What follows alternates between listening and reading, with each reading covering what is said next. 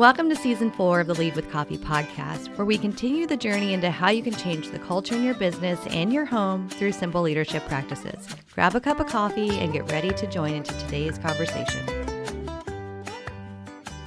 Welcome back to Lead with Coffee. Today, we are going to talk about a big milestone celebration that just happened last week because this guy just turned 50.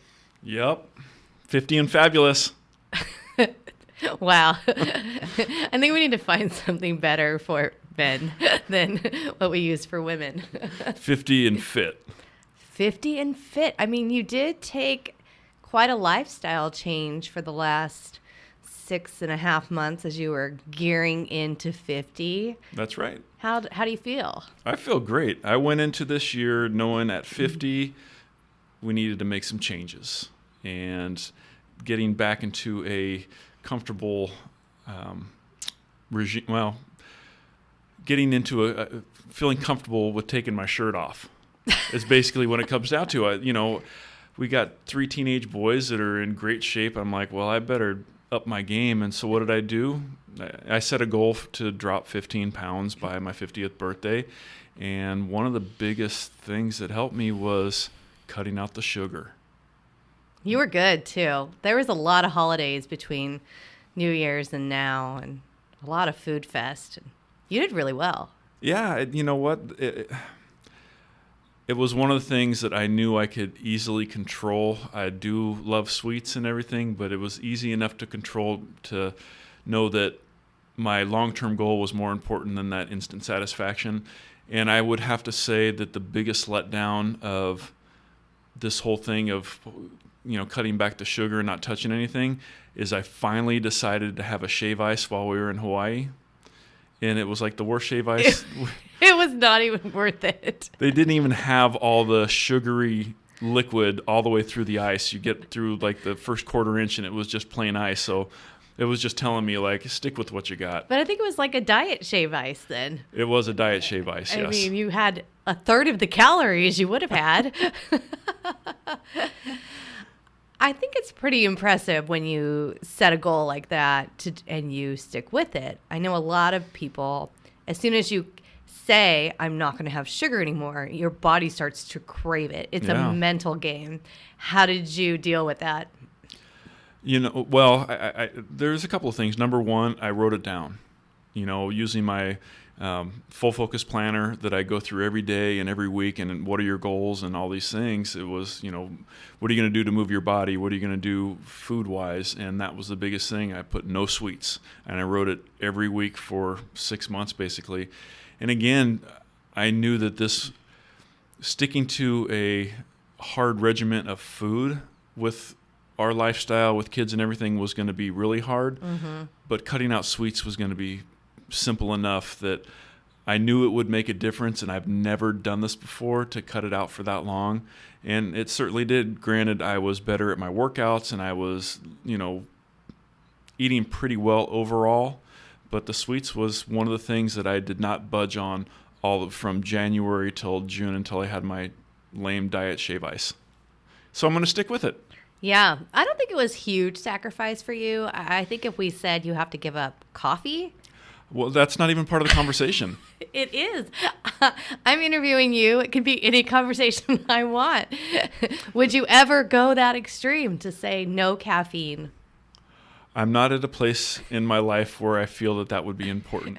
We always laugh that we would give up anything else. You wanted me to give up meat. You want me to give up sugar, carbs. Take it. Coffee, caffeine, forget it. No, it is one of our primary food groups here. I'm going to take a sip of my Hula Daddy coffee right now. No, I mean, it is called Lead with Coffee for a reason. So let's talk about reflections at 50. It's been a lot of buildup over the last month. We had celebrations that feel like they've lasted over a week at this point. Friends and family. The big guy here wanted to go to Hawaii with the kids, which when I turn 50 will be a trip for 2. They won't want to go anyway at that point. And he wanted 2 of his favorite things, coffee and poke. That's right. And Let's just talk about, what you're feeling after you've kind of been celebrated, which you don't love being celebrated like this. So how does it feel now to kind of get through that, and what are you looking forward to? Well, I would have to say that I feel good. I feel good at 50. I feel strong. Mentally, I feel good where our marriage and where you and I are going. I feel really good about it. Thank God. Right. Well, yeah. Hey, You're gonna find a new podcast host? No. I feel really good about the direction that our life is going right now, and where we have gotten to this point. I'm content. I'm content with where we are, and yeah, I'm good. So what would you tell your 40-year-old self now that you have this like 10-year reflection of looking back of like when you were 40 and what you thought the world would look like for you? Not the world, because that's a whole different conversation. Didn't look like this. But like where you thought you had hoped to be when you were 50 versus where you are now. Wow. I'm not real sure on that. I think when you turn 40, thinking about 50 is so far off. You don't even, because at 40, you're like, okay, I was just 30. I'm still young and active and feel good and haven't had any problems. And if you would say at 41, I'd have been like, well, the wheels fell off. The wheels fell off after I turned 40, back issues and all kinds of stuff, which I've recovered from fully. But I was concerned going into the 41st year of like, oh my gosh, how am I going to feel at 50 if my body is a train wreck at this time? So words of advice at age 40, don't follow your kids into the trampoline park. That for many reasons. That ruined me. I wasn't as agile as I thought I was, and it jacked my back up. So yeah, again, I don't think I really looked at how I was going to be at 50 when I was 40, but looking back, I would say advice to my 40-year-old self, start dreaming bigger sooner. That's good. Yeah, I think we've realized in this last 5 years that not only dreaming big, but then stepping into those big things. And I actually heard a quote today, and it was one of those things that I just love. And of course, it's my boy E.T. and his crew saying, start thinking like a millionaire and not a thousandaire. Interesting. Like, so the millionaire is thinking big and stepping into those big things, where a thousandaire is like, okay, I got my check, I got to pay my bills, and, I'm content with what I have. It's just not thinking big enough. So at 40, I wish I would have been thinking bigger and stepping into bigger things. Mm-hmm. Yeah. Yeah, I was just thinking about our podcast, Daring Greatly, that we did recently, where we were just talking about what's transpired in our life over the past 5 years. And when I turned 40, that's when I quit my job and came here. Now I'm 45, so I'm right in the middle of this span of like, what did I think life would be like at 40 versus moving into 50? And I feel like this is your peak season, kind of in between 40 and 50. You're hitting like the prime of your career. Yeah. Your kids are at an age where you're more,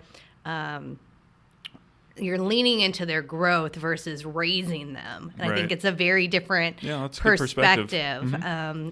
Having 3 teenagers, 2 of them driving, 1 in college, 2 in high school. We're at this area where we can grow. We can make changes. We can dream big. And in your 30s, you can't really do that. Like, I feel like your 30s are kind of like survival, figuring yourself out as a parent, as a leader, as a friend, as you shift from like everything is about you and your friends to everything's about your family and your career. And then in your 40s, you kind of land in this zone where it's almost can be magical as you start to move into these big dreams and step into them, right? Yeah, no question about it. And like I said, if I had the perspective at 40 that I have now at 50, I think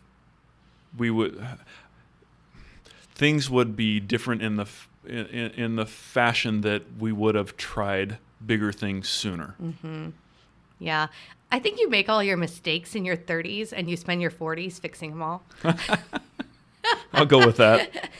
Right? Yeah. Like, you make them all in your 30s, and in your 40s, you've learned all the hard lessons. So you're like, I'm not making that mistake again. Well, yeah, and I would say at 50, there's like some serious boundaries that I'm not even going near because I don't want to derail my life, whether Right. it be, marriage or career or family or any of those things. It's like Right.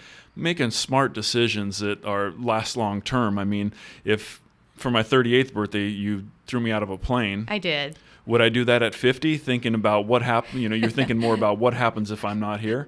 I probably wouldn't. No, as we move into 50, we're increasing our life insurance policies. Right. And at 38, you didn't even have one. And if you did, it was only like 50 grand because Yeah. it came with your company. Right. And now you're like, ooh, I got to have a life insurance policy that pays for this house. Should I decide to jump out of a plane? Right, yeah. Or just fly in a plane these days. It's fun to think about the perspective, though, as a leader, of even the type of leader you were at 40 yeah. versus the type of leader you are at 50. And I've seen huge growth over the last 10 years just in your confidence Yeah. of where you were, how you were walking in your faith, how you were walking in your leadership at work. And now being so much more of a mentor, using the podcast or using your connections and relationships to really offer this kind of wisdom to people. It's a big change from Yeah. just gleaning to giving. Yeah, which is one of the biggest reasons why I love this podcast. Me not being a great speaker, overall not totally comfortable speaking, but I know that having this podcast, whether it's one person or 3 people or 10 people, that one of the nuggets that we say could change someone's life. Mm-hmm. And I've experienced the same thing with my faith and sharing my faith with somebody that changed their lives. And I feel the same thing with the podcast, and I love that mentorship about it, where we're really just telling our story, our real story of what we've gone through and what we believe in. And it could change someone's life. Mm-hmm. The podcasts that I've listened to, the books I've read or whatever have changed my life because it was someone else's story. And I'm hoping that this will lead to do that. And, I have no desire to slow down on this. And I do have to say, this is episode 75. Woo, woo. That's pretty awesome. Pretty awesome for 4 years. 2.5 years. 2.5 years in. 2.5 years in. Feels like longer. Yeah, this is episode 75, Yeah. and we're going to continue. And I've been told that once you get episode 100 is when you start really picking up momentum. So I'm excited. It's like we did 75 already. Yeah, because apparently we've been doing it for 4 years. But Yeah. So the mentorship. And really what I've been gleaning over the last 10 years is to be able to reshare. I don't want it for myself.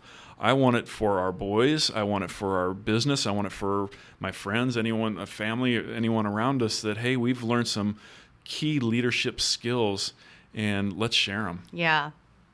I think the other thing that I've watched a lot of growth in is your vision for building for the future and not building for today. Oh, gosh. I Yeah. think that that's been huge. 10 years ago, it was like, how do we build this business to survive 10 more years? Right. Right? And now at this place, it's like, I don't want to build this business to just survive for 10 more years. I want to build a business that people really just want to thrive in, and however long it lasts, but your vision is different. It is, and that's why what I said earlier, having the vision of a millionaire instead of a thousandaire, I'm making But up it's the not word, just whatever. about money. No, right? but it's not. But it's just Yeah.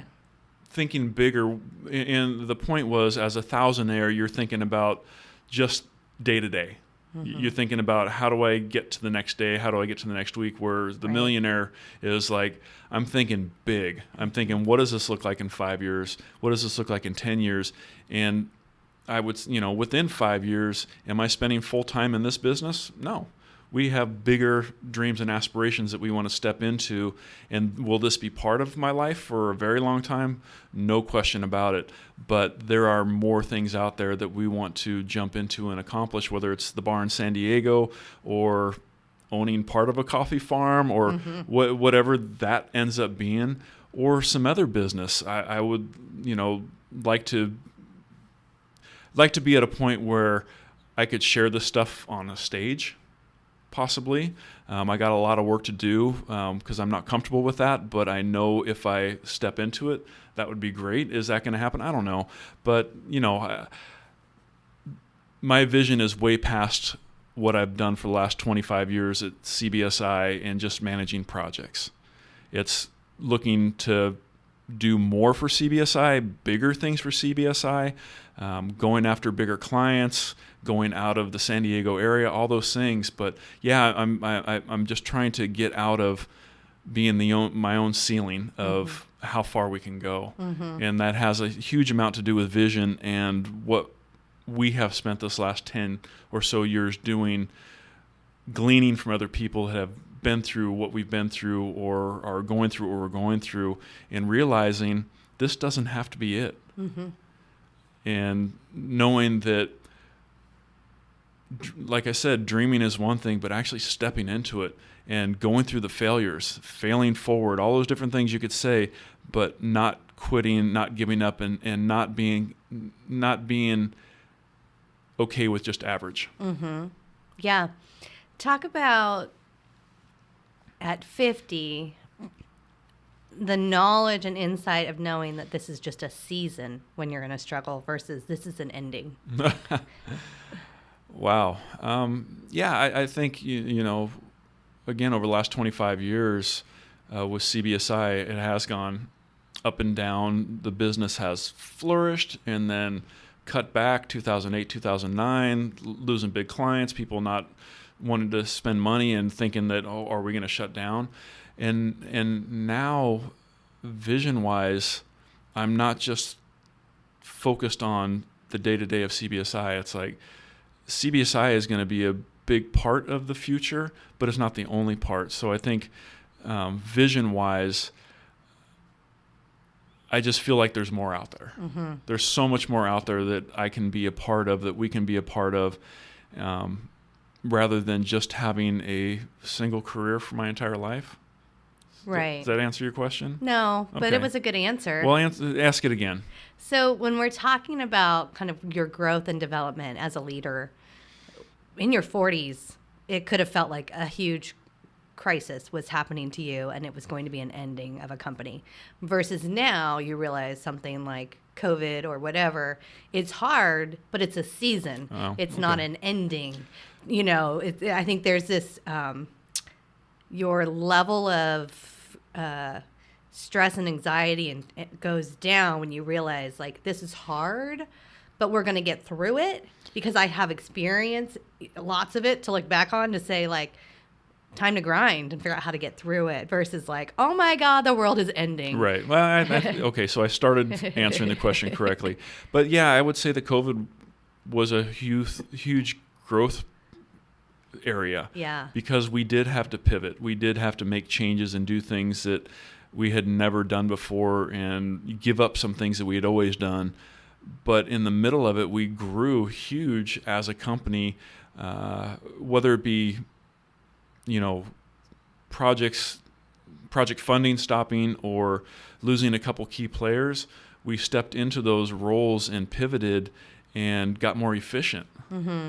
And, I think, and I'll just say 10 years ago, if we had the opportunity for a new project, it was like, oh, we got to hire.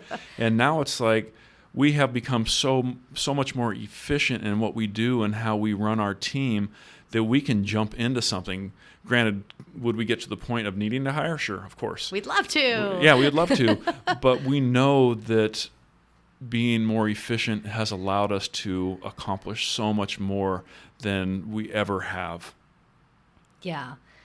I have just watched this in you, especially over the last 2 years, where the crisis will come and you're not wavering. You're not wavering in your faith. You're not wavering in your trust. Yeah. You are just It's calm and stable, and you're the rock that we all are leaning on of like, okay, like, let's wake up tomorrow and start to figure it out versus like, let's think of 800 reasons why the world is going to end on us and everything's going to fail. And I think that's what you were talking about, especially with COVID. Like, we had major things happen that were really huge for the company, that most people just shut their doors, and we were just kind of like, failure's not an option.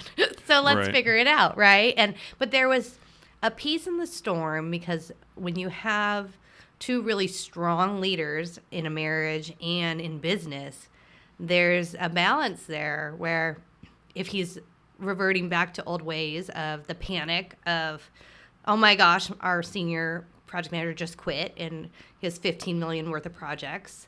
What are we going to do? We have to hire. And then you have me, who has watched this with him for 10 years and watched the patterns and is managing the financial side of the business, going like, no, where's our capacity? What can we do? How do we step into this? Let's not fall into those old patterns. And something that would have been like an immediate reaction to hire is now a 24-hour thought process conversation. And it's like, okay, I guess we're going to step into it and let's reevaluate in a couple of months and see what we really need. And then you find, okay, I guess we had more margin than we thought in the team. We had more capacity than we thought to learn and grow and do new things that we didn't think we could. And we can still do what we need to do as leaders. It's never ideal to do all the work. But when I came into the college district and shifted over to the auxiliary, I lost like the entire administrative team that I walked into. Yeah. Like on day one, they were all leaving, and I did not know that they were pretty much all going to be like out the door at the same time. Right. And that forced me to have to learn a lot of different roles and a lot of different jobs, which was hard in the season. But when I got to hire, I knew exactly what I needed. I knew what the college needed. I knew what the foundation needed, because I did all the roles. I knew how efficient you could make them, and the tasks that were really hard that needed to be hired. And I think that's what you learned too as you stepped into some of these things. Well, yeah, and I would say the fact that you had gone through that definitely helped. Like, this is possible, you know. And as you're talking, I'm just reflecting back on like, how would I have reacted to COVID and to, you know, all the craziness that's happened in the U.S. in just the last 3 years at age 40? It would be totally different. Would my faith be tested more? Probably. I just think that with age does come wisdom. And the more that you've been through, the easier it is to see past a lot of it and not to react. And, you know, we talk about that all the time, that you need to reflect and respond instead of just react. And gosh, I just think it's been nuts. It's been nuts. But I'm glad that it happened at this age rather than at 40, because I think I'm a better father to 3 boys on how I'm reacting and talking through it with them than I would have been back then. Yeah. And that's just crazy to think now to, you know, go back and reflect on that, how much different it is, and how different my perspective is now. Yeah, you have been really good at turning down the volume on the world when you need to. Yeah. To not get caught in the trap that so many get caught in of social media and public opinion and, you know, where's my political stance, and I need to say it out loud and vocalize it to the world for everyone to follow and believe my stance. And I think just watching you lead in love and compassion, that we don't all have to agree with one another, but we have to have compassion for one another and be able to have conversation and be, you know, agree to disagree on our beliefs and still be friends, right? I've watched that a lot with you over the last few years of not getting caught in that negativity spiral that you could do today. Oh, yeah. Yeah, absolutely. Whether it be family or close friends or whatever, over this last 4 or 5 years, I mean, relationships have been lost because of stupid agendas and perspectives on politics. It's like we're human. There's a relationship that's more important than the junk that's going on around us. So yeah, I've really bit my tongue on whether I have a strong opinion or not. I'm not going to just voice it out there because I could be wrong. I could be really wrong on my opinion of what is the best for humans. Mm-hmm. Yeah. Well, even right now, I think that the world is watching politics on the grand scale again with Roe v. Wade, and as a man, you're going to have an opinion, but do you want to impart your opinion on a woman who has her own opinion, right? And force her to have the same opinion, right? Because it's very different, right? Mm-hmm. And whether it's race, whether it's politics, whether it's Roe v. Wade, there are things that we can have an opinion on, but unless you're living that, your opinion can be whatever it is, but you still have to have compassion and understanding for those that have a different reason for having their opinions. Right, and have been through a completely different life that we can't even relate to, and that's where that relationships and listening and all those things are so important, so much more important to me now than they were 10 years ago. Yeah. Just that leading with compassion. Yeah. Right? And just walking into life with that servant leadership mindset of I can still serve others that maybe don't align with all my values. Yeah, and I think, one of my staple prayers almost every day is just wisdom and discernment. Mm-hmm. Wisdom and discernment, because through those two things you can figure out everything else. And part of that wisdom and discernment is to listen more and not just, have your response ready. Mm-hmm. And hear what people are saying and what people are going through. And I want to continue that. That's the most important thing to me, because I don't have all the answers and I don't have all the right opinions. And it's more important that I learn from other people's experiences than it is for me to voice my opinion. Mm-hmm. And I think we've learned as leaders and those of influence, we have this podcast, but we don't use it as a platform to just beat our opinion into you of politics. Unless you're a bad leader, then we'll use that to. We may use you as an example, but I think just having that knowledge and insight. When you run your business, it's very much like you run your household. It's like you run a lot of things. And if you're going to lead others, then you have to know how to be in a room with others and not have adversarial conversations all the time. And when to turn it off, when to turn the volume down, right? We don't just sit and talk politics in our office, right? That's intentional. You can kind of do that with your friends and family at home and have all your debates and get it all out. Or Facebook. Please don't do it on Facebook. So moving into the next 10 years, what does that look like for you? Because this is your time capsule. You're going to listen back in 10 years on, well, you might be in space, or who knows what happens in 10 years in this world, because things are moving fast. We're going to own a coffee farm on Mars. Will podcasts even exist? I don't know. Our kids are going to think this is archaic. Right. What will it look like? What's life for David over the next 10 years? I think part of that is getting to a point where, and I would say this last year I've really spent, and we've talked about it, it's like quality over quantity. And that I don't have to spend every day of the next 10 years 8 to 10 hours a day to 12 hours a day, 40 to 50 hours to 60 hours a week working. That being more efficient and learning how to use my time better, there's more margin to do more fun things. Mm-hmm. Not that I don't enjoy this work, but I think my eyes have really been opened over this last year or two that there are better ways to spend time, and it's not always work. It's with people, or whether it's donating time to an organization or whatever it may be, but creating more margin to do different things in our life. Mm-hmm. Whether that be other businesses or more vacations, or we even talked about maybe working in Hawaii for a month out of the year. Not maybe. It is on. Write it down Well, weekly. maybe a month. It could be 3 months. I think you should start writing it down weekly.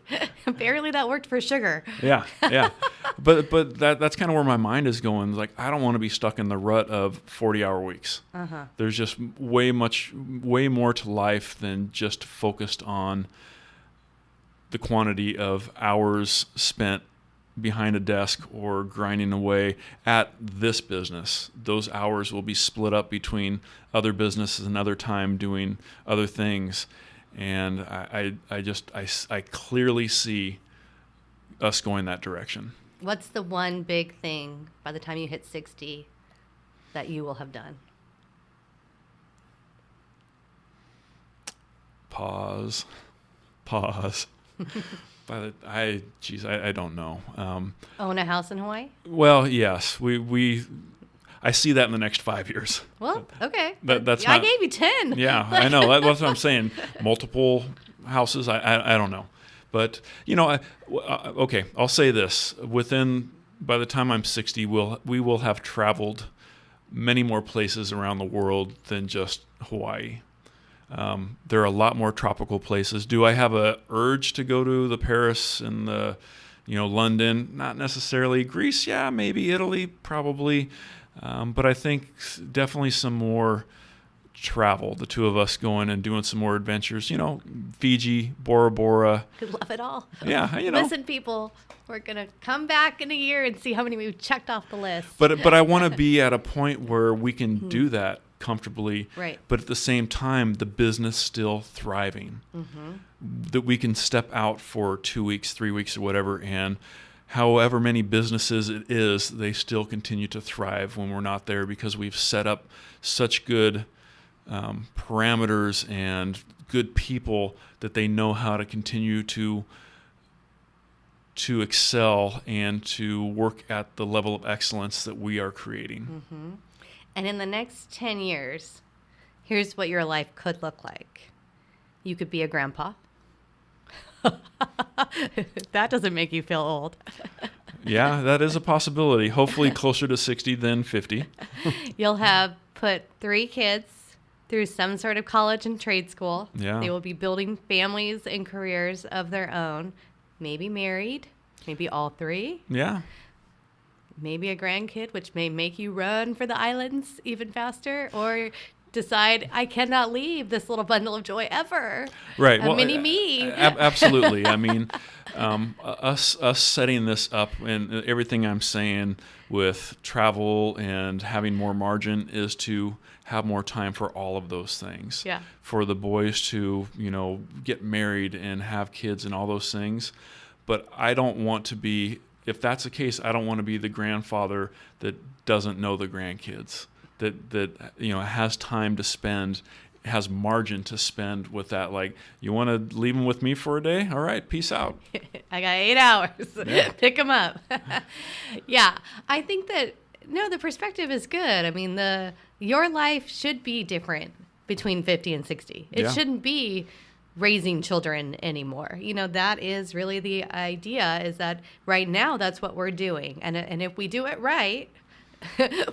If we do it right and the world continues to accommodate, they will start to build lives of their own and start to move on out. And then you kind of have this, opportunity to do things differently again. But just wanted to shock you that in 10 years you could be called Papa, Grandpa, whatever.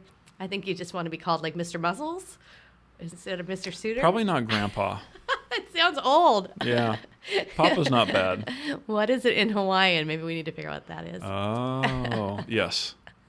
Need to figure that one out. Well, this was fun. I think that just having reflection at 50, if nothing else, allows you to pause and see how far you've come from 40 to 50. Yeah. And huge transformation. And growth along the way. And I'm excited to see what the journey does for us over the next 10 years. So happy birthday. Mahalo. We appreciate that you decided to hang out and spend some time with us discussing life and leadership. It would mean the world to us if you would share this episode on social media to increase our online presence. If you enjoyed the episode, please take a minute to rate it and review it wherever you listen. Mahalo!